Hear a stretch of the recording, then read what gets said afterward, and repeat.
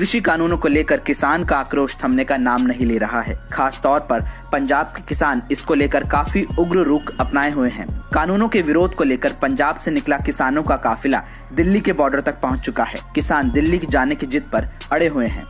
उनकी पुलिस के साथ झड़प भी हो रही है। लेकिन इन सब के बीच सबसे बड़ा सवाल ये है कि आखिर किसान मान क्यों नहीं रहे, जबकि केंद्र सरकार उनकी बातचीत के लिए आमंत्रित भी कर चुकी है। शुक्रवार को भी केंद्रीय कृषि मंत्री नरेंद्र सिंह तोमर ने किसानों को एक बार फिर से बातचीत के लिए आमंत्रित किया है। इसको लेकर उन्होंने बाकायदा ट्वीट भी किया। दरअसल जब केंद्र सरकार कृषि सुधार कानून लेकर आई थी तो बतौर विपक्षी दल कांग्रेस की पंजाब में चल रही सरकार ने इसका राजनीतिक विरोध शुरू कर दिया। उस वक्त जब पंजाब में किसानों को कृषि सुधार कानूनों के बारे में जानकारी दी जानी चाहिए थी तो कैप्टन अमरिंदर सिंह सरकार खुलकर इसके विरोध में आ गई। कैप्टन सरकार ने विधानसभा में भी इन कानूनों को रद्द करने का प्रस्ताव पास कर दिया, यह जानते हुए कि केंद्रीय कानून के समक्ष इसका कोई महत्व नहीं था। इसके बाद पंजाब में किसानों ने प्रदर्शन शुरू कर दिए, लेकिन सरकार और राज्य के मुख्य विपक्षी दल शिरोमणि अकाली दल और आम आदमी पार्टी की तरफ से भी इस समर्थन मिला तो संघर्ष चलता रहा। किसान संगठनों की तरफ से जगह जगह रोष प्रदर्शन किए गए।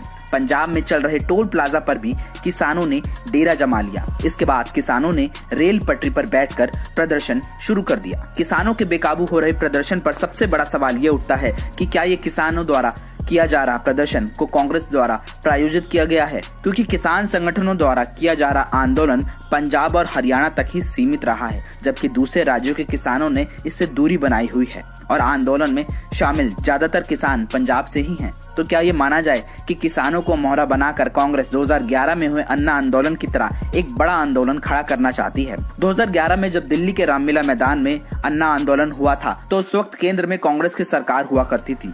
भ्रष्टाचार के खिलाफ अन्ना हजारे ने आंदोलन की शुरुआत की थी। अन्ना आंदोलन के बाद से ही तत्कालीन कांग्रेस सरकार आम जनता के बीच अलोकप्रिय होने लगी थी। इस वजह से शायद कांग्रेस ये समझ रही है कि अगर प्रदर्शनकारी किसान रामलीला मैदान में बैठ जाते हैं तो केंद्र की मोदी सरकार के खिलाफ माहौल बनाया जा सकता है। रामलीला मैदान में आंदोलन होने की वजह से उसे अंतर्राष्ट्रीय मीडिया की अच्छी कवरेज मिल सकती है। 2011 में जहां आंदोलन का आधार भ्रष्टाचार था तो इस आंदोलन में किसानों का आधार बनाया जा सकता है।